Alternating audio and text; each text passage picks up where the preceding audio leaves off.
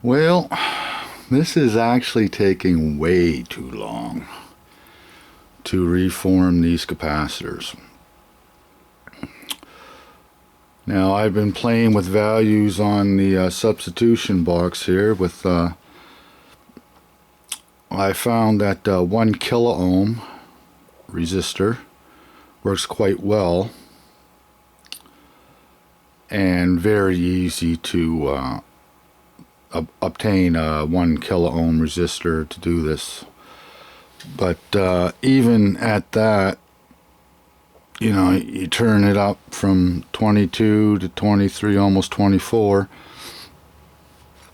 Okay, well, the whole idea is it's charging quite fast because it's, instead of using 22K, I'm using 1K.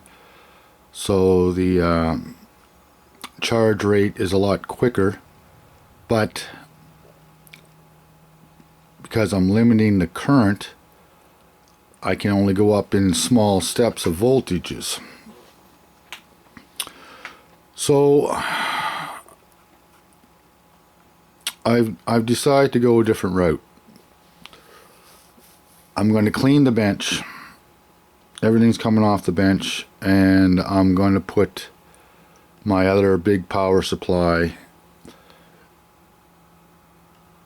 I'm able to limit the current on that. I have another, I found my another one of my ammeters, and it has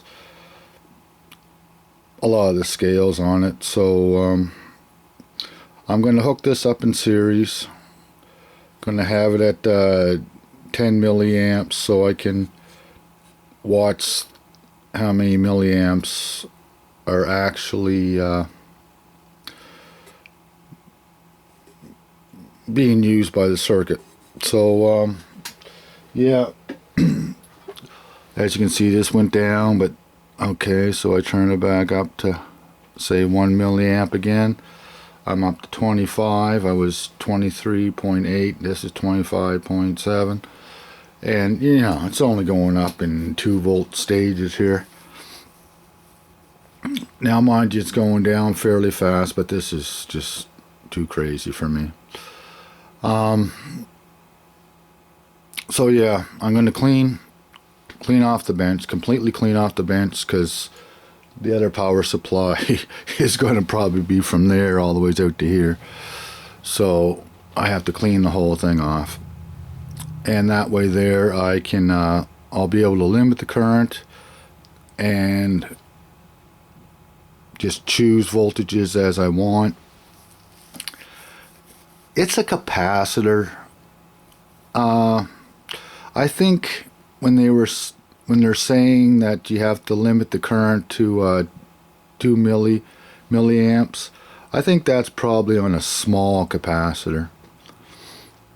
So I'm going to limit the current to 5 milliamps because these are fairly big capacitors. I'll monitor the temperature on them and all that just by grabbing hold of it. It's not like it's going to be boiling. It's a capacitor, and I've dealt with all kinds of capacitors between electronics and electrical, and you have to be putting a fair amount of current in the capacitor for a sustained amount of time for it to do that. So this is just a little follow-up showing if somebody only has a certain setup and they want to reform capacitors, this is an easy way to do it.